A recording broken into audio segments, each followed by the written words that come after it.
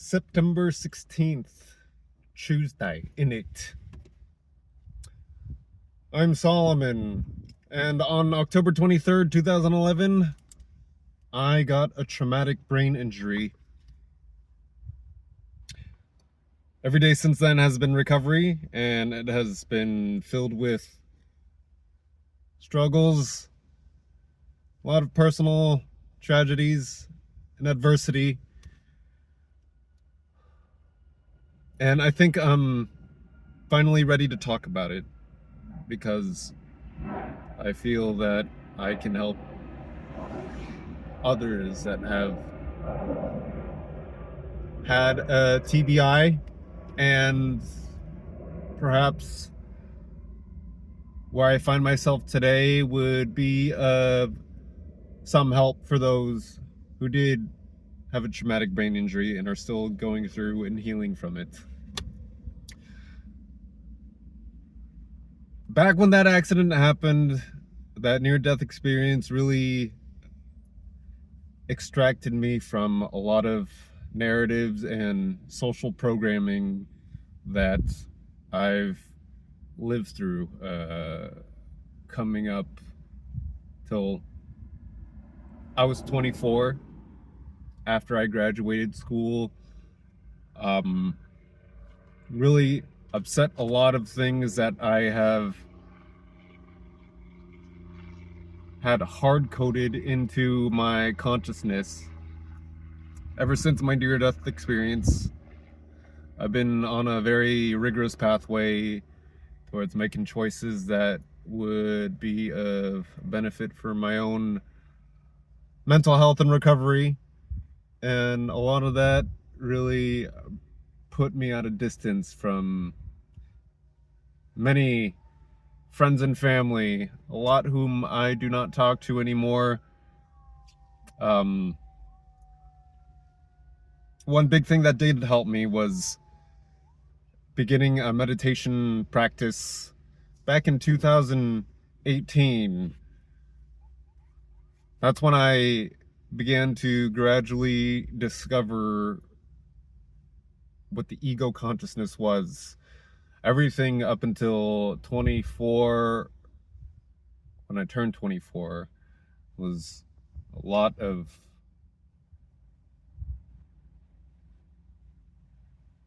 self-serving, egoic constructs that really,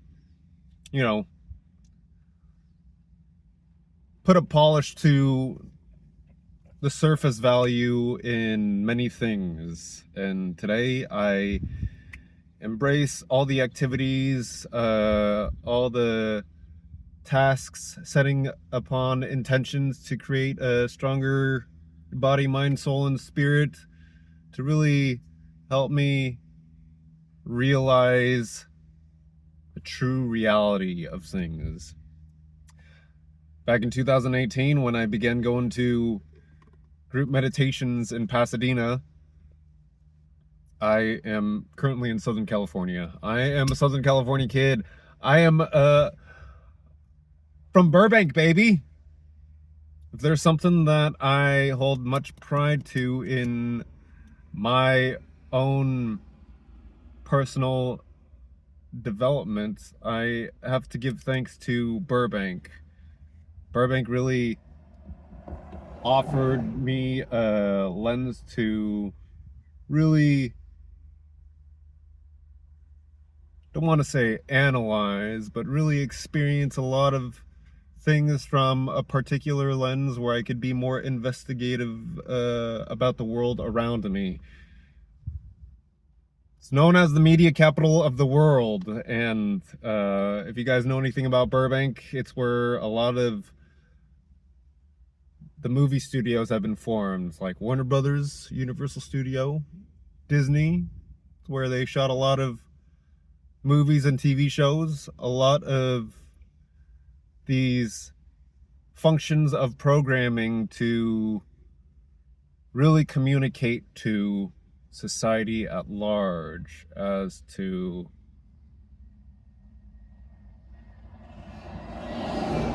what is possible and what is representative of human behavior in the world today.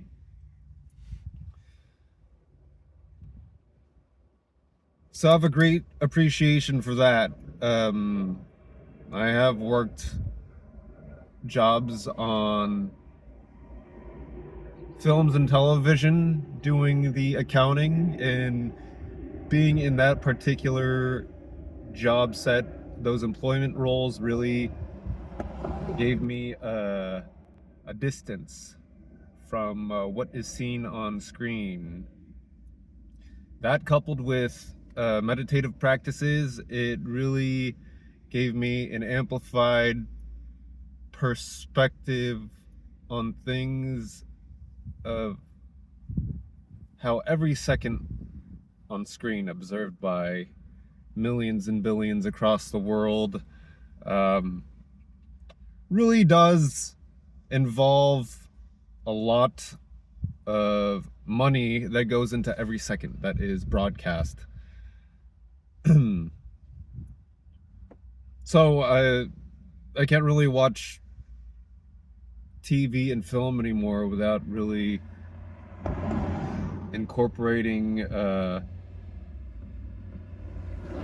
lens of where the messaging in certain types of propaganda play a role in the entertainment that we watch. A lot of that entertainment, I see it penetrate the ego consciousness of a lot of my friends and family, and I would say that is a huge reason as to why there have been collapses in communication when it comes to talking to a lot of the people that I developed close relationships throughout my life. I've talked to some people, and it would really throw me off in a way, because then they would mirror or echo behaviors or a thing that was said by an actor on screen, and it was rehashed in real-time conversation, and I would think in the back of my head, that's not you. You said that because that's what they said on How I Met Your Mother, or Friends, or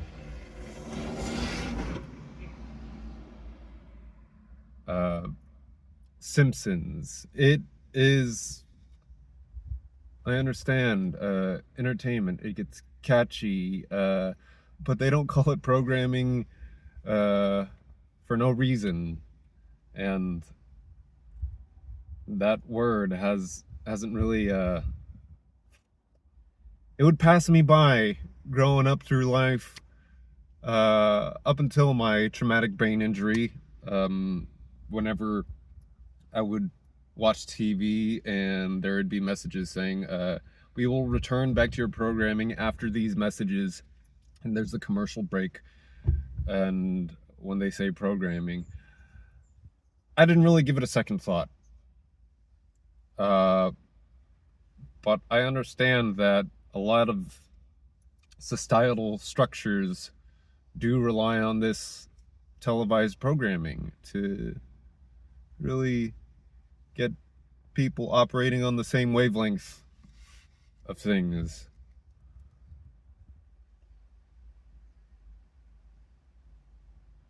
I come from Burbank, California, but I also must mention that I grew up in that wavelength of programming as everyone else, and as how the Hollywood construct existed back then when I was growing up. And there was a bit of a distance. I'm Vietnamese. My parents are refugees. I came to America following the Vietnam War, and there was, A very substantial contrast in how I was living life at home and the programming that was a fixture outside of the home, especially when it comes to what they teach in school, what they deliver over the news, and the information that is being conveyed over the night's entertainment, watching TV together. And it really put me at a distance with my own heritage, Vietnamese heritage. And I'm at that time in my life where I am becoming more devoted to discovering more about my culture, to better reconnect with my own family. I used to be so much better at speaking Vietnamese. Growing up, I was put into this one language learning program called Viet Ngữ. It's paired with Catholic Mass. And whenever we would go in on Saturdays and learn some Vietnamese, basic mechanics of how the alphabet was formatted, how the language and the accents and the vocabulary that was involved, a lot of it was to really sustain an understanding of the Catholic Mass that would follow afterwards. Even that whole process was pretty complicated for me, because then not only was I not much of an avid learner as a result, I would go to church and I would hear the entire mass being conducted in Vietnamese and I wouldn't understand anything. So I believe that would be a reason as to why I was so detached from the faith growing up. Went through the sacraments of baptism, first communion, confirmation,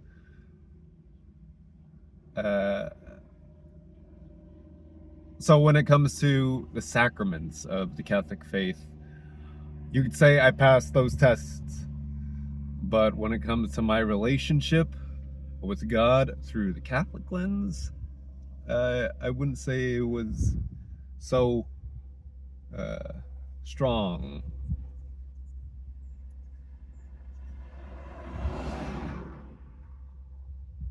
But after my near-death experience, though, I was really put on a particular pathway that really involved a lot of meditation that was grounded in Buddhism, particularly the Theravada traditions. So it worked for me. I had brain damage and was taking medication, and when I was prescribed with that Zoloft, that ding means I will have to continue the story in the next video. So if you have had a traumatic brain injury in the past, wanted to let you know that you're not in a bad place. If anything, you've been transported into a higher knowing where you have a greater opportunity to connect with yourself rather than being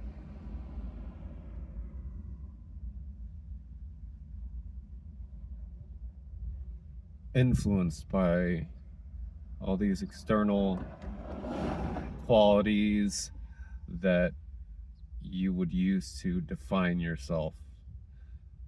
So think of it as a blessing, because then you have really opened up the portal to get to know yourself better. I'm Solomon, and on October 23rd, 2011, I got a traumatic brain injury, and I hope that what I say will help others that have had a TBI in their lives. Talk to you later.